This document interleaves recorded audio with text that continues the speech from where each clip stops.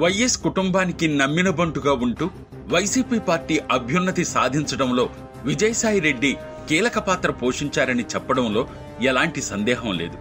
అలాంటి విజయసాయిరెడ్డి జగన్ లండన్లో ఉన్నప్పుడు వైసీపీ పార్టీకి రాజీనామా చేస్తున్నానని, ఇక నుండి వ్యవసాయం చేసుకుంటానని, రాజకీయాలకు దూరంగా ఉంటానని, ఇక ఏ పార్టీలోనూ చేరబోనని చెప్పడం అందరినీ ఆశ్చర్యానికి గురిచేసింది.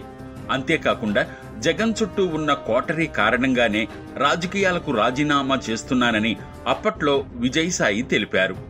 కానీ ఇప్పుడు ఆయనే మళ్లీ వైసీపీ పార్టీలో చేరుతున్నారంటూ జోరుగా ప్రచారం జరుగుతోంది. అంతేకాకుండా వైసీపీ పార్టీలో చేరతానంటూ ఓ ప్రముఖ నేత ద్వారా విజయసాయిరెడ్డి రాయబారం పంపించారని వార్తలొస్తున్నాయి.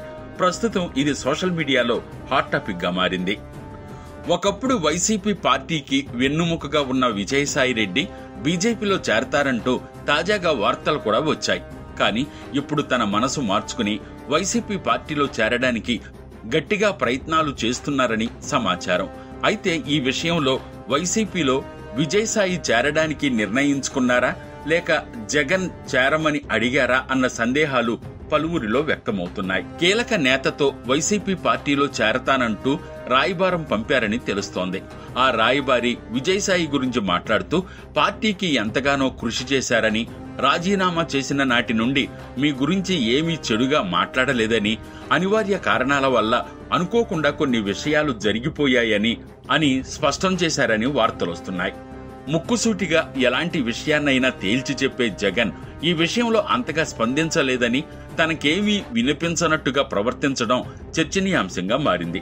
అటువంటి పరిణామాలతో విజయసాయిరెడ్డి వైసీపీ పార్టీలో చేరడానికి జగన్ తరపు నుండి ఎటువంటి గ్రీన్ సిగ్నల్ రాలేదని పలువురు అభిప్రాయపడుతున్నారు.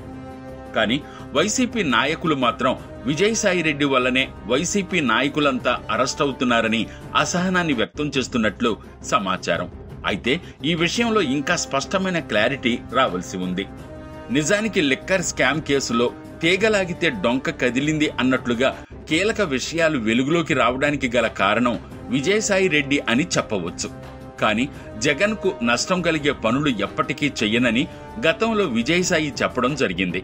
వైఎస్ రాజశేఖర్ రెడ్డి హయాం నుండి విజయసాయిరెడ్డికి మంచి గుర్తింపు లభించింది. వైఎస్ఆర్ మరణానంతరం జగన్ కు అండగా నిలబడి రాజ్యసభ సభ్యుడిగా ఢిల్లీలోని అగ్రనేతలతో మంచి సత్సంబంధాలు ఏర్పాటు చేసుకున్నారు. అలాంటి గొప్ప నాయకుణ్ణి మరలా వైసీపీ పార్టీలోకి జగన్ చేర్చుకుంటారో లేదో అన్నది ఉత్కంఠగా మారింది.